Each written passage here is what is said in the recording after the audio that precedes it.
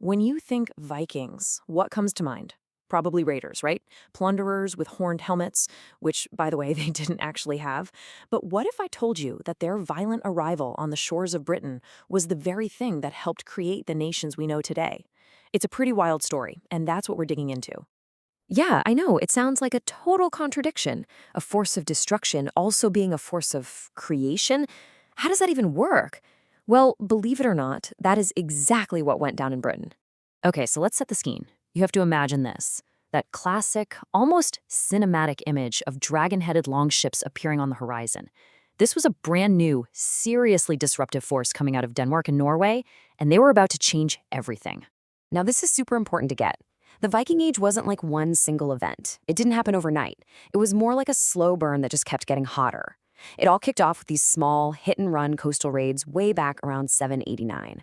But over the decades, those raids got bigger, more frequent, until eventually, you're not talking about a few boats anymore. You're talking about huge armies showing up. And in the beginning, their goal was just brutally simple. I mean, forget any grand ideas about conquest or building an empire. Nope.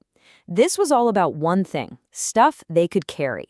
They were after portable wealth, gold, silver, you name it. Anything valuable they could grab and haul back home. You can just imagine how terrifying this was for the people living on the coasts. The Vikings were incredibly efficient, almost surgical. They'd hit undefended towns, especially monasteries, which were like banks back then, full of treasure. They'd take all the valuable goods and, just horribly, they'd capture people to sell into slavery. This was basically smash and grab, but on a massive international scale. So for decades, this is the pattern: raid, plunder, leave. But then, something really important starts to shift. The Vikings stop just visiting to take stuff.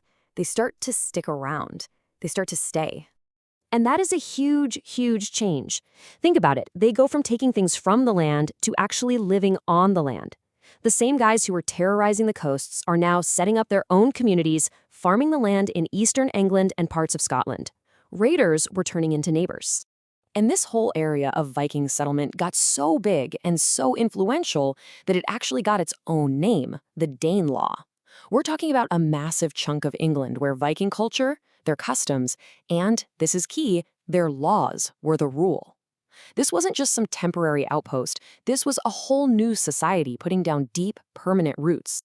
And what's really interesting is that they didn't just stay in their own little bubble. The Viking settlers started mixing with the local Anglo-Saxons. They married each other, they traded with each other, some even converted to Christianity. Little by little, that hard line between invader and local just started to get really blurry.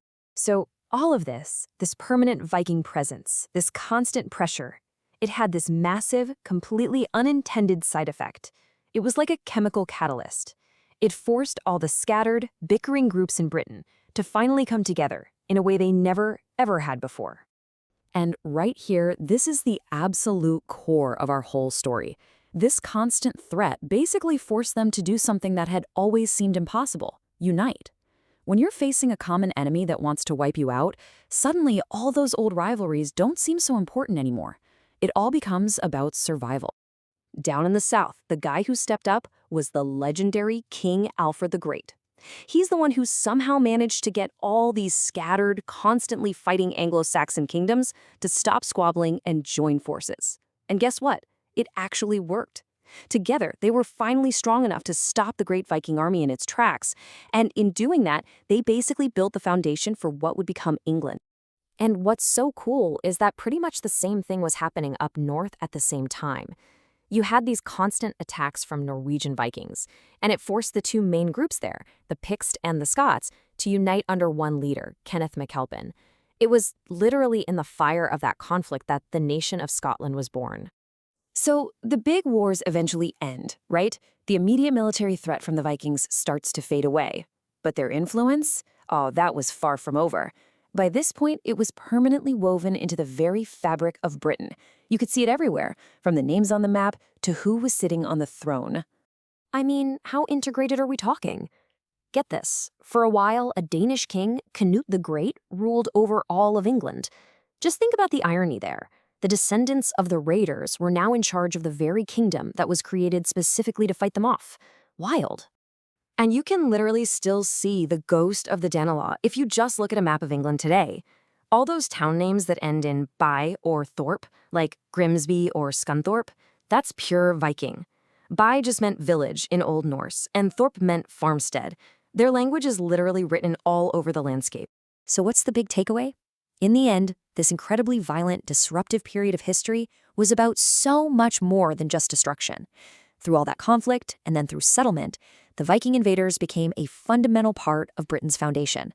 They shaped its language, its geography, and in the end, they helped create the very nations we see today. Which leaves us with this really fascinating, kind of mind-bending question, right? What does a nation even mean if it can be created by its greatest enemies? It just goes to show you that history and even our own identities are so often shaped not just by who we are, but by who we're forced to unite against. It's a powerful, ironic lesson, and it's written all over the map of Britain.